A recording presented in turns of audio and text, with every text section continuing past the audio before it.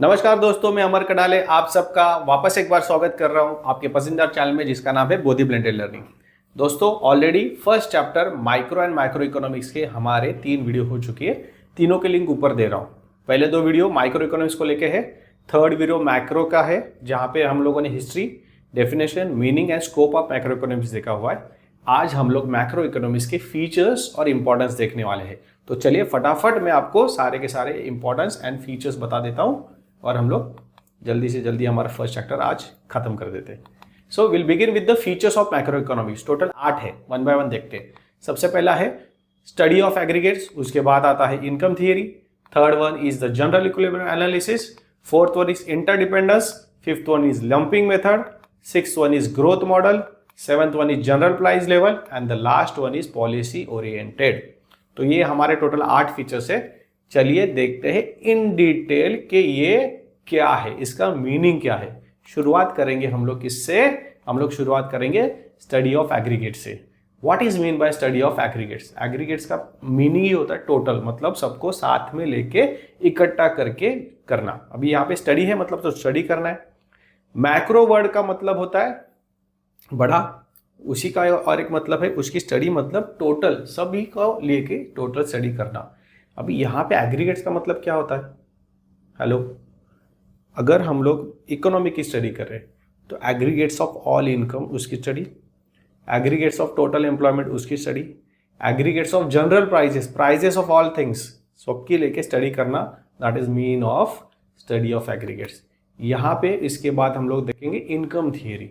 Income theory मतलब क्या individual income की बात हो रही है क्या? बिल्कुल नहीं, यहाँ पे बात हो रही है टोटल इनकम की। किसके टोटल इनकम की? इकोनॉमी के।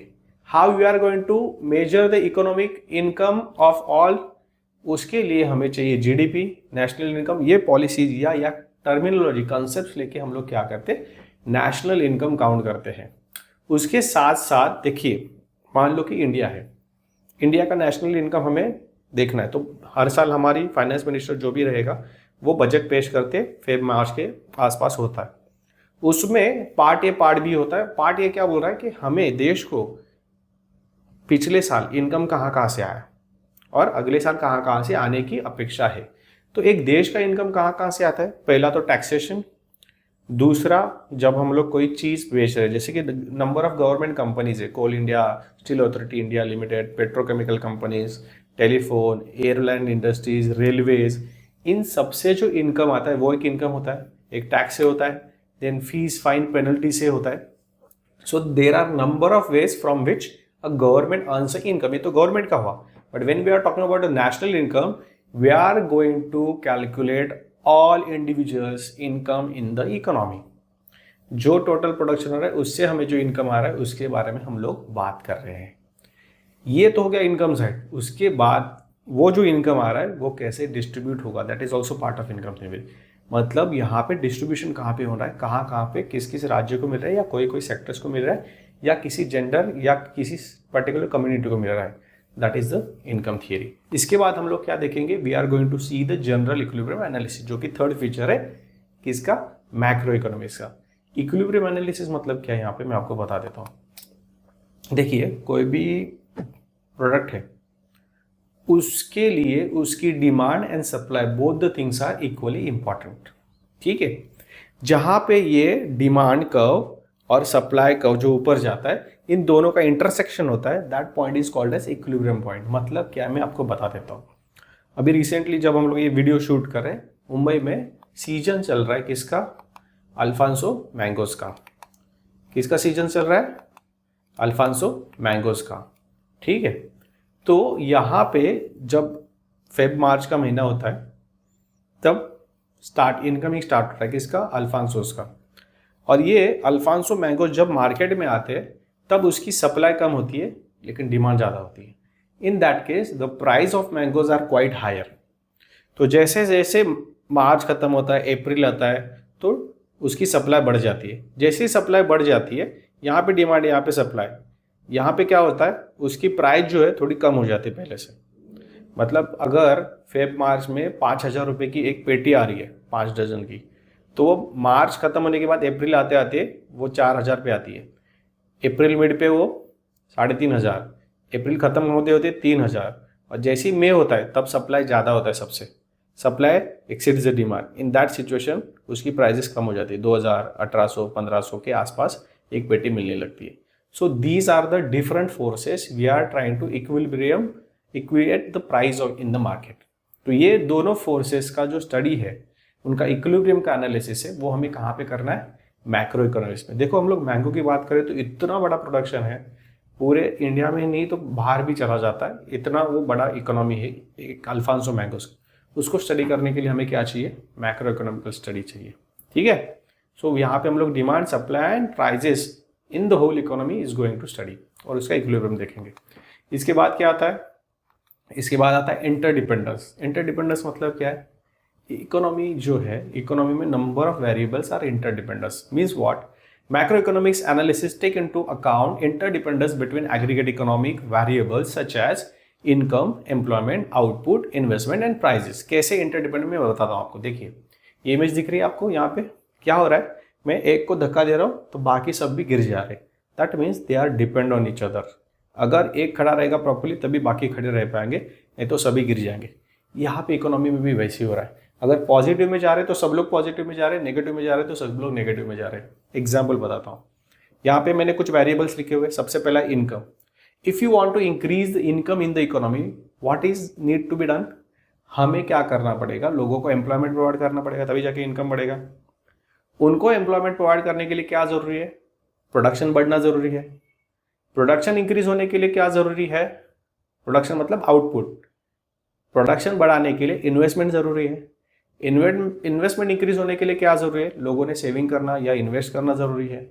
सो these all things are interdependent. तो मुझे अगर इनकम बढ़ाना है तो पहले तो एम्प्लॉयमेंट अपॉर्चुनिटीज प्रोवाइड करनी पड़ेगी लोगों को। उनको एम्प्लॉयमेंट देने के लिए मार्केट में डिमांड इंक्रीज होनी चाहिए, so that the producer will increase the supply, मतलब आउटपुट इंक्रीज करेगा। और आउटपुट इंक्रीज करने के लिए उसके पास सबसे इंपॉर्टेंट होता है investment. So in the economy all the many are things are interdependent. उसका स्टडी हम लोग कहाँ पे करेंगे, मैक्रो इकोनॉमिक्स में करेंगे। इसके बाद नेक्स्ट पॉइंट क्या है, लंपिंग मेथड। अभी लंपिंग मतलब क्या है, combining all the things together. Example उसका क्या है कि फॉर एग्जाम्पल एक फॉरेस्ट है मान लो, जहाँ पे नंबर ऑफ अलग अलग ट्रीज होते हैं। एक ही ट्री कहीं पे होता है क्या, नहीं, बहुत सारे प्रकार के होते हैं। लेकिन जब आग लग जाती है उसको तो सभी जल जाते हैं। वो आइडेंटिफाई नहीं होता ना कौन सा ट्रीज जलना है कौन सा नहीं जलना है, अरे सब हो जाता है। वैसे ही अगर मुझे फॉरेस्ट के पेड़ गिनने हैं, क्या करना है, काउंटिंग करना है, तो मैं एक इंडिविजुअल आइडेंटिफाई करते करते नहीं बैठूंगा, मैं सिर्फ काउंट करूंगा और गिनूंगा कि कितने हैं। Similar like in economy when we are talking about the national income, तो हम लोग सबकी इनकम की बात कर रहे हैं और सबको एक साथ काउंट कर रहे हैं। When we are talking about the employment, सारे एम्प्लॉयमेंट की बात कर रहे हैं। When we are talking about the general price level, हम लोग क्यूमुलेटिवली प्राइस की बात कर रहे हैं। तो लंपिंग का मतलब क्या है, एक साथ लेके साथ में उसका जो भी कर रहे हैं। तो यहाँ पे हम लोग क्या करने वाले, we are trying to combine the economical variables and study it in the macroeconomics। तो प्रोफेसर बॉल्डिंग ने भी कहा है, forest is an aggregate of trees but it does not reveal the properties of individual trees. तो यहाँ पे हम लोग मैक्रो इकोनॉमिक्स में किसी इंडिविजुअल के बारे में स्टडी नहीं कर पाएंगे, किसी इंडिविजुअल को डिफ्रेंशिएट करके या उसको एनालिसिस नहीं कर पाएंगे। हमें यहाँ पे जो एनालिसिस करना है वो सबको साथ में लेके सबका साथ में ही होगा, अलग नहीं हो सकता। उसका और एक एग्जांपल देता हूँ। मान लीजिए कि आप मार्केट में गए और आपने एक टेट्रा पैक होता है मिक्स फ्रूट जूस का और एक अलग अलग फ्रूट जूस का होता है। सो अलग अलग फ्रूट जूस मतलब माइक्रो इकोनॉमिक्स, किसी एक के बारे में बात कर रहा है। मिक्स फ्रूट जूस मतलब मैक्रो इकोनॉमिक्स। यहाँ पे आइडेंटिफाई करना मुश्किल है कि कौन सा फ्रूट कितने % में डाला है, समझ रहे हो, क्योंकि साथ में, राइट। Whereas इंडिविजुअल की जब बात करेंगे तब individually we can identify, we can specify and we can analysis कि उसमें फ्रूट कंटेंट कितना है, क्या है। मिक्स फ्रूट जूस में डिफिकल्ट हो जाएगा कि कंटेंट चेकआउट करना कि कितने फ्रूट का कितना % उन्होंने डाला हुआ है। वो लिखा होता है वो बात अलग, बट एनालिसिस करने में तो वाट लग जाएगी ना। तो यहाँ पे लंपिंग मेथड मतलब क्या है, combining all the things in particular sector in particular economy and doing analysis of it. ठीक है, इसके बाद नेक्स्ट पॉइंट क्या है, ग्रोथ मॉडल्स। देखो लास्ट वीडियो में मैंने आपको बताया था ग्रोथ एंड डेवलपमेंट दोनों अलग कैसे है। कोई मिल गया का एग्जांपल था, ऋतिक रोशन का एग्जांपल था। So you now very well known कि ग्रोथ क्या है और डेवलपमेंट क्या है। There are number of who has written the growth models, लेकिन इंडिया के केस में एक इकोनॉमिस्ट है जिसका नाम है महालोबोनिस, उनका रोल प्ले हुआ बोलते हैं. What he suggest, he says that the economical growth can be done with the help of investing in heavy industries. उसमें ज़्यादा इन्वेस्ट करो, उनको ज़्यादा ग्रो करो, हमारी इकोनॉमी को ज़्यादा हेल्प होगा, राइट. सो ये ग्रोथ मॉडल, वैसे ही number of other growth models are there in the macro economics who helps the economy to grow faster. तो यहाँ पे बहुत सारे हैं, हमें इतना ही याद रखना है फीचर्स ऑफ मैक्रो इकोनॉमी से ग्रोथ मॉडल. इकोनॉमी के बारे में बात करें तो मैक्रो लेवल की पॉलिसीज ही काम आएगी ग्रो करने के लिए, ठीक है. इसके बाद क्या है, जनरल प्राइस लेवल, मतलब इंडिविजुअल प्राइजेस की बात नहीं, सिंगल प्राइजेस की बात नहीं. It determines and changes in the general price level are studied in the macroeconomics. General price level is average of all prices and good services currently being produced in the economy. समझ रहे हो आप, मतलब क्या है? The general price is like a average of all those prices. It tells us how much on average things cost in the economy right now. It's similar to finding the average score of your test series या test grades हम लोग जो बोल सकते हैं. मतलब हमारे पास क्या है, नंबर ऑफ प्राइजेस है, उसका एवरेज करके मैं क्या कर सकता हूँ, जनरल कर सकता हूँ कि मार्केट में एक पर्टिकुलर प्रोडक्ट का प्राइस ये चल रहा है. मैं ये नहीं बोलूँगा कि खारगर में ये है, नई मुंबई में है, मुंबई में इतना है, दिल्ली में इतना है, उत्तर प्रदेश में इतना है, बिहार में इतना है. I will talk about the general price level. जैसे कि इंडिया की बात हम लोग कर रहे हैं. So if you talk about the petrol, तो पेट्रोल का एक प्राइस चल रहा है कि 110 के आसपास चल रहा है, हम लोग बोलते हैं. हम लोग उसको बाइफरकेट नहीं कर रहे, बिकॉज यहाँ पे हम लोग जनरल की बात कर रहे हैं, हम लोग फ्रूट प्राइसेस की बात कर रहे हैं, हम लोग इन्फ्लेशन की बात कर रहे हैं किसी पर्टिकुलर प्रोडक्ट के. So we are talking about general level, यहाँ पे किसी इंडिविजुअल की बात नहीं हो रही. Cumulatively what will be the price level, मतलब कोई भी प्रोडक्ट का प्राइस का एवरेज करना है, that is called a general price level, ठीक है. इसके बाद यहाँ पे एग्जाम्पल है अल्फांसो मैंगोस का, ठीक है. देन उसके बाद हम लोग देखेंगे policy oriented. This economy, that means micro economics, helps a lot in suggesting ways to make the economy better. उसमें बहुत सारी theories है. It is like giving advice to how to keep your garden growing healthy and strong. ये बोला है Keynes ने. And what he says, the microeconomic suggestions or policies are like strategies or plans that government and policymakers can use to improve the economy. It is similar to deciding which tools or methods to use the gardening. Policy oriented मतलब क्या है पता है, we do lot many things in the micro economics also. That is called as a pilot project. मतलब कोई भी चीज़ करने से पहले अगर हम लोग कोई चीज़ कर रहे हैं, एग्जाम्पल बताता हूँ. मैं जब कॉलेज में था तो कॉलेज जाते वक्त है ना, मेरे कॉलेज के रास्ते में स्टेशन के उतरने के बाद चलते जाते वक्त एक पान की दुकान लगती थी. तो वहाँ पे कुछ लोग, मतलब अच्छे कपड़े पहने हुए, हाथ में पैड लेके कुछ तो रिव्यू लेते रहते थे. तो मैं एक बार देखने चला गया कि क्या रिव्यू ले रहे. तो वो लोग क्या कर रहे थे, वो लोग, कोई तो नई सिगरेट थी, वो लोगों को जो रेगुलर स्मोकर्स है उनको देते थे और उनको रिक्वेस्ट करते कि आप ये हमारी नई सिगरेट है, आप पी लीजिए और हमें आपका खाली वैल्यूएबल फीडबैक दे दीजिए, आपको कैसा लग रहा है, तो उसका टेस्ट, उसका strongness and number of other things. तो लोग बोलते थे हम लोग क्यों पिए हमारा, तो फॉर दैट पर्पज वो उनको कुछ तो गिफ्ट हैम्पर या कुछ तो दे देते थे. तो ये सर्वे किस लिए किया जाता था, मैंने उनको पूछा. वो आदमी ने बताया कि क्या होता है, कोई भी कंपनी अगर नया प्रोडक्ट लॉन्च कर रही है, वो सीधा लॉन्च नहीं कर सकते, वो पहले चेक करती है कि लोगों को कैसे लग रहा है, उसमें कुछ खामियां हैं नहीं है, और वो दूर करती है. और दूर करने के बाद जब प्रोडक्ट परफेक्ट बन जाता है, तब जाके पूरी इकोनॉमी में उसको सप्लाई करती है या बेचने के लिए निकालती है. तब मुझे याद आया, हाँ मैं जब छोटा था तब एरियल नाम की जो ब्रांड है हम लोग वॉशिंग पाउडर, उसने भी यही तरीका इस्तेमाल किया था. उन्होंने सारे घर में छोटे छोटे सैशेस बांट दिए थे. तब निरमा बहुत फेमस था, व्हील था, उसमें एंटर हुआ था एरियल. एरियल ने क्या कर दिया, सैशेस बांट दिए और औरतों को बोला कि आप क्या कीजिए, यूज़ कीजिए और हमें खाली फीडबैक दे दीजिए, पैसे देने की कोई ज़रूरत नहीं. तो औरतों ने यूज़ किया and they given the feedbacks. जैसे कि निरमा में हाथ डालने से हाथ थोड़ा रफ हो जाता है, ये प्रॉब्लम एरियल ने निकाल दिया था काफ़ी हद तक. और ऊपर से जब यूज़ किया औरतों ने, they also given the feedback, fragrance अच्छा लगा, झाग बहुत अच्छा हो रहा है, कपड़े ज़्यादा अच्छे से निकल रहे हैं. But at the same time they given some negative point also कि हमें ये खामियां लगी, ये दूर हो जाएगी तो और भी बढ़िया है. कंपनी ने वो खामियां दूर कर दी और मार्केट में प्रोडक्ट लॉन्च कर दिया. And now you can see the success of Ariel. Market में सब जगह पे सक्सेसफुल पाउडर है. वेल नोन ब्रांड है और लोग बहुत अच्छे से उसको परचेस कर रहे हैं, डिमांड कर रहे हैं। तो ये जो पहले वाला प्रोसेस किया उन्होंने, सर्वे लिया, that is called as pilot project, कि छोटा सा क्वांटिटी में हम लोग यूज़ कर रहे हैं। This is called as micro economical study. और जब मार्केट में जाने के बाद उसका प्राइस क्या होना चाहिए, कहाँ पे सप्लाई करेंगे, what will be the ways of supply, production का कंपनी कहाँ पे डालेंगे, यूनिट कहाँ पे डालेंगे, मैन्युफैक्चरिंग फैक्ट्री कहाँ पे होगा, how many labours will work, ये सारी बड़ी बातें हैं। That will come under macro economics. जब मैं इसके बारे में बात कर रहा हूँ, now you think about the nation. Nation में भी यही हो रहा है। माइक्रो इकोनॉमिक्स क्या कर रहा है, एक छोटे लेवल पे हमें ट्राई करने के लिए हेल्प आउट कर रहा है कि क्या कर सकते हैं, उसमें खामियां दूर करके we are utilising that all the things in the macro level. यही हो रहा है। Government uses this things. So government की पॉलिसीज फ्रेम करने के लिए, नंबर ऑफ स्कीम्स बनाने के लिए macroeconomics is going to help a lot, और वो हेल्प कर रहा है। ठीक है, पॉलिसी ओरिएंटेड समझ गए आपको। इसके बाद देखेंगे importance and usefulness of micro economics. Similar है बहुत सारा। ये जब चैप्टर पढ़ोगे, मैं आपको और एक वीडियो बना के दूंगा जिसमें मैं बताऊंगा कि ये चैप्टर शॉर्ट में 15-20 मिनट में रिवाइज कैसे करना है और कैसे याद रखना है, उसका मैं अलग वीडियो जरूर बनाऊंगा। अभी फिलहाल मैं आपको बताऊंगा what are the importance and usefulness of macroeconomics. तो चलिए वन बाय वन देखते हैं। फंक्शनिंग ऑफ द इकोनॉमी समझने में हेल्प कर रहा है, इकोनॉमिक फ्लक्चुएशन समझने में हेल्प कर रहा है, नेशनल इनकम काउंट करने में हेल्प कर रहा है, इकोनॉमिक डेवलपमेंट करने में हेल्प कर रहा है, परफॉर्मेंस ऑफ द इकोनॉमी समझ में आ रहा है, study of microeconomic variables, there are number of variables, उसको स्टडी करने में हेल्प हो रहा है, एंड लेवल ऑफ एम्प्लॉयमेंट के लिए it is going to help me a lot. तो यहाँ पे कितने टोटल 7 पॉइंट्स है, याद रखना है।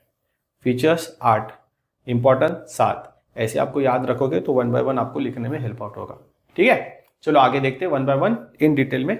What is mean by fluctuation of economy. देखिए इकोनॉमी मतलब क्या है, it is a kind of machine that is continuously going on in the economy. चल रहा है, इकोनॉमी को प्रोसेस कर रहा है, आउटपुट दे रहा है, एम्प्लॉयमेंट जनरेट कर रहा है, इनकम जनरेट कर रहा है, number of other things they are going on in the economy. तो ये जो फ्लक्चुएशंस हो रहा है, ये जो फंक्शनिंग हो रहा है, इसको आइडेंटिफाई करने के लिए what are the factors that is stimulating the economy, ये आइडेंटिफाई करने के लिए माइक्रो इकोनॉमिक्स हेल्प होगा। क्या फैक्टर है जो इकोनॉमी को प्रोग्रेस पाथ पे लेके जा रहा है, what is the factor that is keeping constant the economic progress, ये सारी चीजें हमें कहाँ पे पता चलेगी, माइक्रो इकोनॉमिक्स में। ठीक है, उसके बाद नेक्स्ट क्या है, इकोनॉमिक फ्लक्चुएशंस। कल ही हम लोगों ने देखा था लास्ट वीडियो में। फ्लक्चुएशंस मतलब क्या है, जैसे कि ECG machine up and down हो रहा है, अप एंड डाउन हो रहा है मतलब हमारा हार्ट प्रॉपर काम कर रहा है, हम लोग जिंदा है, ये बंद हुआ तो we are dead. Similar like there are fluctuations in the economy also. Inflation है, डिफ्लेशन है, भी मार्केट क्रैश हो रहा है, नंबर ऑफ वॉर्स हो रहे हैं, बराबर। इजराइल और ईरान का होने के चांसेस अभी तक हुआ नहीं बोल सकते, रशिया और यूक्रेन का चालू है, हमास अटैक कर रहा है, and number of other things are currently going on in the world economy that creates fluctuation in the economic situations all over the world. ये इकोनॉमिक फ्लक्चुएशंस अंडरस्टैंड करने का, उसके कॉजेस क्या है, what are the impact of it, इसको दूर कैसे कर सकते, ये सारे चीज़ों का स्टडी या बोल सकते हैं अंडरस्टैंडिंग, एनालिसिस, ये सब मैक्रो इकोनॉमिक्स में होता है। समझ रहे हो, यहाँ पे माइक्रो जो है वो काम नहीं आएगा। What is going to help out, macro. ठीक है, इसके बाद क्या रहेगा, नेशनल इनकम। नेशनल इनकम हम लोग कैसे काउंट करते हैं, मैंने आपको बोला था GDP and national income count करते वक्त जीडीपी, या GDP is the most important thing. The study of macroeconomics has brought forward the immense importance of the study of national income and social account. Without the study of national income it is impossible to formulate correct economic policies. Macroeconomy का study जब तक नहीं करते तो proper economic policy हम लोग formulate नहीं कर सकते। फॉर एग्जांपल बताता हूँ, हम लोग माइक्रो इकोनॉमिक्स में क्या करते हैं, एक पर्टिकुलर कंपनी के बारे में, हाउस होल्ड के बारे में हम लोग स्टडी करते हैं, accordingly we design the policies और वी हेल्प। ठीक है, एग्जाम्पल बताता हूँ कि मान लो एक फैमिली है, जो फैमिली में कोई भी कोल्ड ड्रिंक नहीं पीता है, सब लोग चाय पीते हैं। ठीक है, तो क्या मैं कह सकता हूँ कि इंडिया में कोई भी चाय नहीं पीता है या इंडिया में कोई भी कोल्ड ड्रिंक नहीं पीता है? नहीं। पहले सोचो वो फैमिली कहाँ से बिलोंग करे, वो फैमिली बिलोंग करे कश्मीर से, वहाँ पे बहुत ज़्यादा ठंड है। Are you getting me? वही उसका उल्टा, अगर कोई हॉट जगह जैसे कि राजस्थान का डिजर्ट एरिया हुआ, या जो भी नंबर ऑफ स्टेट्स है जहाँ पे टेम्परेचर बहुत हाई रहता है, उत्तर प्रदेश है, दिल्ली है, तो वहाँ पे ये सिचुएशन है कि नहीं, number of people are drinking the cold drinks, नींबू पानी पी रहे, ठंडा जो भी है पी रहे, वहाँ पे नहीं पी रहे. So for nation we have to see all different angles of the economy. उस हिसाब से हमें क्या करनी पड़ती है, पॉलिसी डिज़ाइन करनी पड़ती है. Similarly in the national income we have to see from where we are getting the income and after that we can design our policies. तो यहाँ पे सिर्फ किसी एक इंडिविजुअल के बारे में देख के सोच के डिसीजन लेके फ़ायदा नहीं, we have to combine all the factors of the economy. वैसे ही स्टडी ऑफ मैक्रो इकोनॉमी जो है हेल्प कर रहा है नेशनल इनकम को समझने में, काउंट करने में, अकॉर्डिंगली पॉलिसीज फ्रेम करने के, सोशल इंफ्रास्ट्रक्चर का पॉलिसीज, अकाउंटिंग, मतलब कहाँ पे हमें वो इनकम आया वो डिस्ट्रीब्यूट करना है. इसके लिए माइक्रो इकोनॉमिक्स है, वही हमें काम आने वाला है. That is going to help a lot. ठीक है. इसके बाद हम लोग देखेंगे इकोनॉमिक डेवलपमेंट. इकोनॉमिक डेवलपमेंट मतलब मैंने कल ही आपको बताया, डेवलपमेंट मतलब क्या है, ओवरऑल ग्रोथ. मतलब अगर इकोनॉमी में इनकम इंक्रीज हो रहा है देन दैट इकोनॉमिकल इनकम जो ग्रो हुआ है that should be reach to the each part of the economy. सबको मिलना चाहिए, एटलीस्ट सबको, मतलब सबको पॉसिबल भी नहीं, but it should reach to the maximum people, then only we can say that there is a development. अगर economic grow हो रही है, इनकम बढ़ रहा है, then there should be a proper hospitality facility, there should be proper infrastructure facility, there should be a good schools in the economy. तभी हम लोग जाके बोल सकते हैं कि इकोनॉमिकल डेवलपमेंट हुआ है, वरना इकोनॉमिकल डेवलपमेंट हुआ है हम लोग बोल नहीं सकते. इसके बाद क्या है, C advance studies in the micro economics help to understand the problems of developing countries face such as poverty, inequalities of income, wealth and differences in the standard of living, etc. etc. अभी उसके लिए मैंने कल भी आपको example दिया था, आज फिर भी वापस दे रहा हूँ. वो क्या था, देखो पुअर पीपल है, गरीब बच्चे हैं, उनकी गरीबी दूर कैसे करोगे, what are the solution do we have. गरीबी है ये हम लोगों ने काउंट किया, मैक्रो इकोनॉमिकल पॉलिसीज से हमने आइडेंटिफाई किया, सर्वे करके, yes there are people who are below poverty line. उनको वहाँ से बाहर निकालने के लिए क्या करना है. देखिए एक विशियस सर्कल ऑफ पॉवर्टी होता है. वो क्या बोलता है कि मैं गरीब हूँ, मेरे पास एजुकेशन लेने के लिए पैसे नहीं है, मेरे पास एजुकेशन लेने के लिए पैसे नहीं है इसलिए मेरे पास क्वालिफिकेशन नहीं है, मेरे पास क्वालिफिकेशन नहीं है इसलिए मुझे नौकरी नहीं मिल रही है, नौकरी नहीं मिल रही इसलिए मेरे पास इनकम नहीं है, और इनकम नहीं है इसलिए मैं गरीब हूँ. This is called as vicious circle of poverty. ये सर्कल को ब्रेक कहाँ पे करोगे और कैसे करोगे. हेलो, सबसे बेस्ट तरीका होता है उस सर्कल को ब्रेक करने का, प्रोवाइड देम एजुकेशन. अगर आप उनको फ्री इनकम दोगे that is not going to help for a longer period of time, खत्म होगा कभी ना कभी. ठीक है. उनको डायरेक्टली जॉब दोगे they will not able to perform well, वहाँ पे नुकसान हो जाएगा. राइट. तो यहाँ पे सबसे बेस्ट तरीका क्या है, provide them the education. Education के साथ साथ और क्या कर सकते हो, स्किल प्रोवाइड करो so that they can earn themselves and they will survive. समझ रहे हो आप. तो इकोनॉमिक डेवलपमेंट में नंबर ऑफ पॉलिसीज फ्रेम करने में मैक्रो इकोनॉमिक्स हमें बहुत ज़्यादा हेल्प करता है. इसके बाद क्या आता है बच्चों, performance of an economy. Economy का परफॉर्मेंस मतलब क्या है, इनकम कितना है, एम्प्लॉयमेंट कितना है, आउटपुट कितना है, एक्सपोर्ट कितना है, इंपोर्ट कितना हो रहा है, ये सारा परफॉर्मेंस हुआ इकोनॉमी का किसी भी देश का. राइट. हम लोग जॉब अपॉर्चुनिटी कितना दे रहे हैं, एजुकेशन क्वालिफिकेशन जो एवरेज है वो क्या है, लिटरेसी रेट क्या है, what is a health background of the people, what is the standard of living of the people. ये सारी जो इकोनॉमिक की परफॉर्मेंस इसमें मेजर की जाती है. और ये मेजर करने में हमें कौन हेल्प करता है, मैक्रो इकोनॉमिकल टूल्स. सबसे बेस्ट मैक्रो इकोनॉमिक टूल जो है ये एनालाइज करने के लिए परफॉर्मेंस ऑफ द इकोनॉमी है, वो है नेशनल इनकम. ठीक है.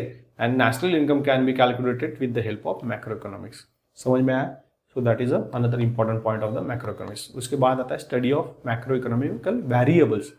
वेरिएबल्स क्या कहते हैं, जस्ट थोड़ी देर पहले हम लोगों ने देखे. There are different variables in the economy which helps us to understand the economy and economy's progress. वो क्या है हम लोगों ने देखे थोड़ी देर पहले थे, total income, output, employment and general price level in the economy. ये वेरिएबल स्टडी करने के लिए हमें हेल्प कैसे होगी.